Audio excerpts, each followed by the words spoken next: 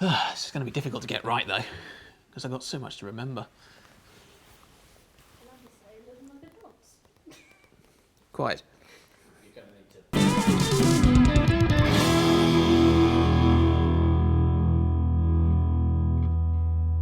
As a tiny little dock shunter, this cab is naturally claustrophobic. You can fit maybe 3 or 4 people widthways, but there's no room. Like, bollocks! Bollocks!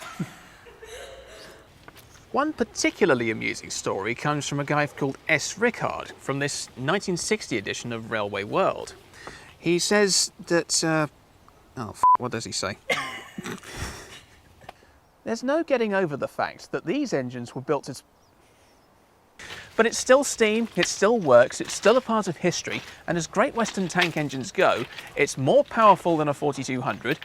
No, it's not.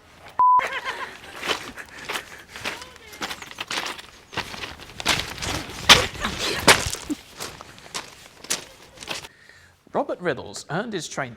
Not earned, learned. Isn't interfering that much? Right, okay. My hair would stay in one place.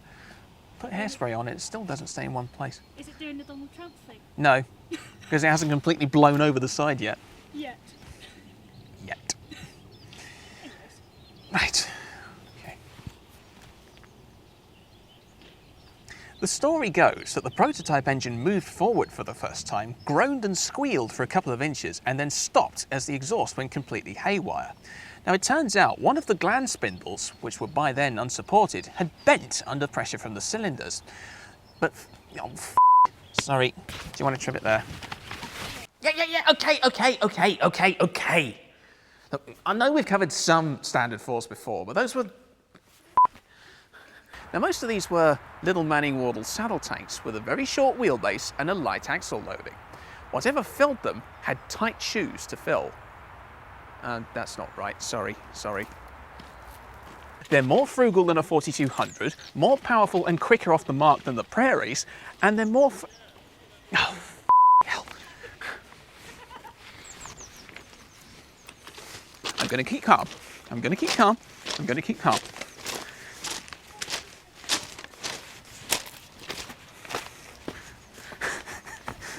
But whereas the Manor was just a hole that had shrunk in the wash, this particular standard wasn't based on any form of predecessor. I'll start it again, sorry. Now it turns out one of the gland spindles, which by... oh, hell. Sorry, do you want to trim it there a sec? By 1952, the shit. As a tiny little dock shunter, this cab is naturally claustrophobic. You could fit maybe 3 or 4 people widthways, but there's not a lot of room lengthways. So if you're taller than... bollocks.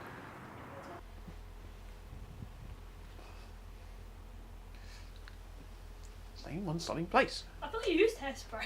I did. Well enough, clearly. Yeah, right. I can't help it. But there's still steam, they still work, they're still a part of history. History. Don't f***ing say it. I was going so well. F***ing well.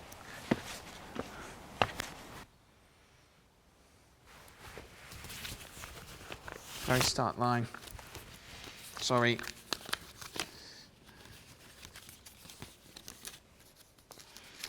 Fucking hell. Please don't fuck it up. No. It's not as if we really need that many. Yeah.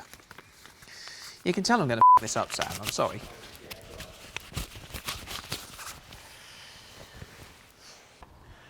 If you're the sort of person who prefers the challenges and the wheelbase is just 6 feet. The driving wheels are just over 3.5 feet in diameter, and the 140 psi boiler is so small. And I've messed that line up already. Bollocks! Oops. Mine! You do have good bollocks to prefer. If you're the sort of person who prefers an Edwardian goods engine or a pre-grouping tank, then you may not find this quite as appealing. But on the other hand, if you just want an easy day of things where the trains are... oh, hell. Sorry. Trains are okay. Sorry, trim it there, love. Panic-stricken by this, ordered his drawing office staff to come up with a solution, which turned out to be a very crude steel slab running across the frames. I can't remember the rest of it. Well, it's not as if we really need that many. I mean, their fuel capacity may be higher than... Sorry. The thing is, though...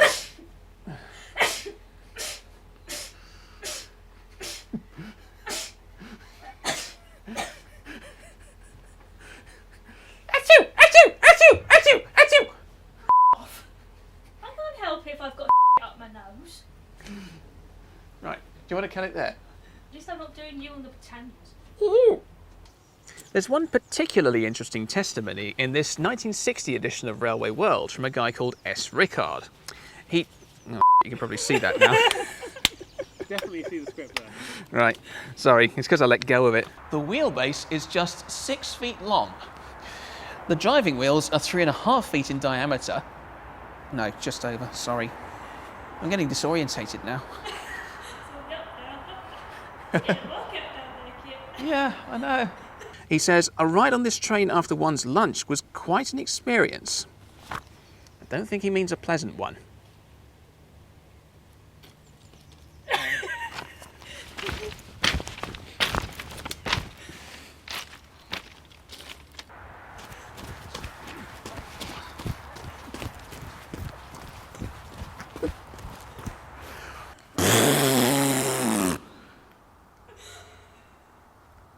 You happy now?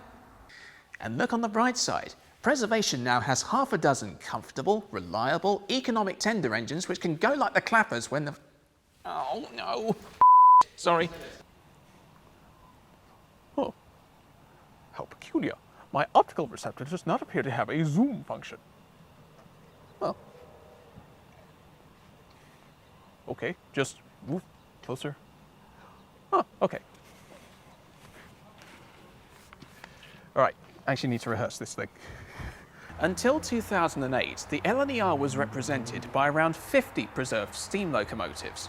But of these, only 3 classes were preserved in quantity: the Gresley A4s, the Thompson B1s, and these. So there are more Y7s in preservation than there are A2s, A3s, K4s, V2s, or any Great Eastern, Great Northern, and Scottish design. They're even the most represented... Damn it, I nearly had it. Sorry. The main difference really is the cab. The controls are all laid out like they are in any other standard cab, and the... Sorry. Try that again. In fact, if you stood the boiler on its end and then slide it next to... Oh, bollocks. Sorry. Once more. There's no getting over the fact that these engines displaced... There's no getting over the fact that these effectively displaced pre-grouping types like the old Midland... Do you need... I need a new body.